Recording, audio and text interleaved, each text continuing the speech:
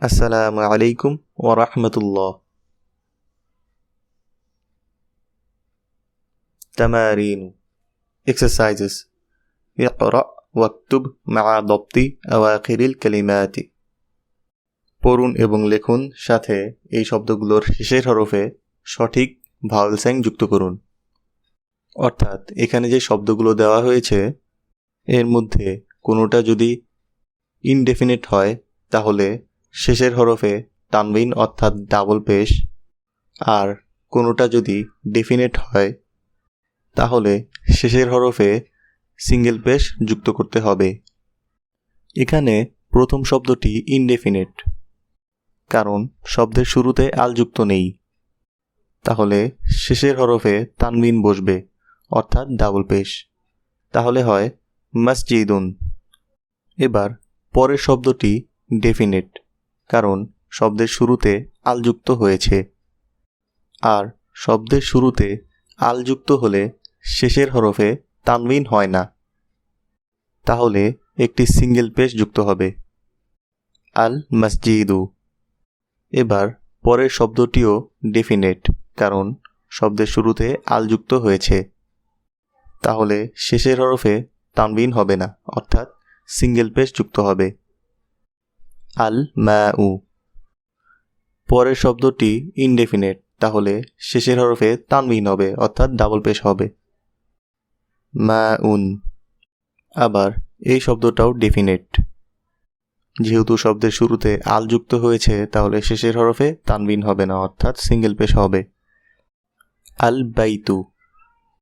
পরেরটা ইনডেফিনেট, তাহলে শেষের হরফে তানবিন হবে অর্থাৎ ডাবল পেশ হবে বাবুন।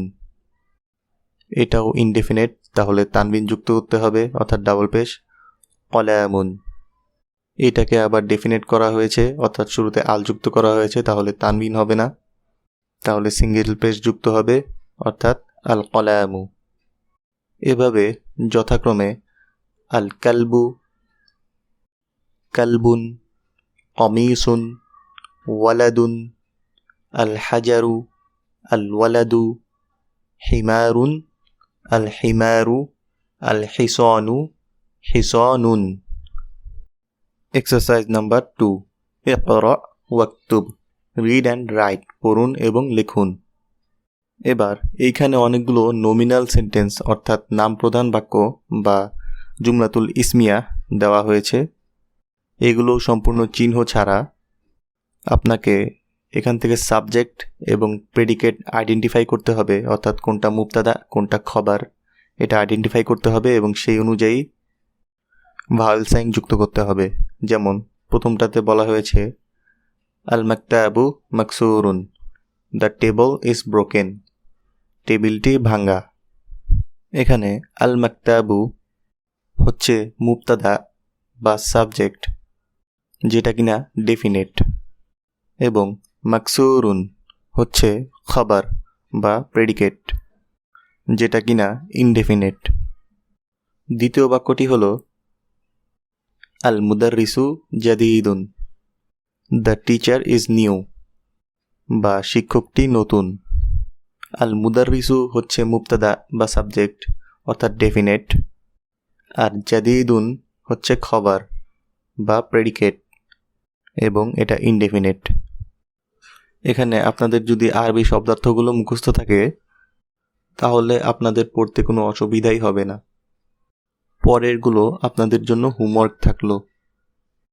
এবার 3 নাম্বার এক্সারসাইজটি হলো নিচে যে শব্দগুলো দেওয়া হয়েছে এই শব্দগুলো ব্যবহার করে নিচের শূন্যস্থানগুলো পূরণ করতে হবে।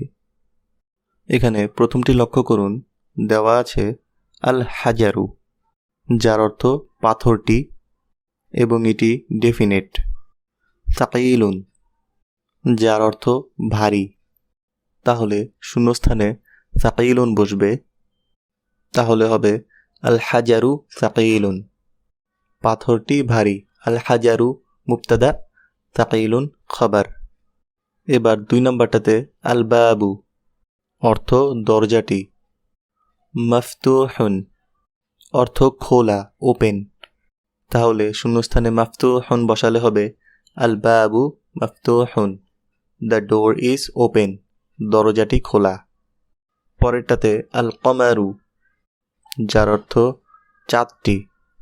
এখানে জামিলুন অর্থ হচ্ছে সুন্দর, তাহলে এখানে জামিলুন বসালে হবে আল কমারু জামিলুন, চাঁদটি সুন্দর। আল কমারু মুবতাদা, জামিলুন খবর। আল ওয়ারাকু, যার অর্থ কাগজটি। খফিফুন, যার অর্থ হালকা, তাহলে এখানে খফিফুন বসালে হবে আল ওয়ারাকু খফিফুন, কাগজটি হালকা। আল ওয়ারাকু মুবতাদা, খফিফুন খবর।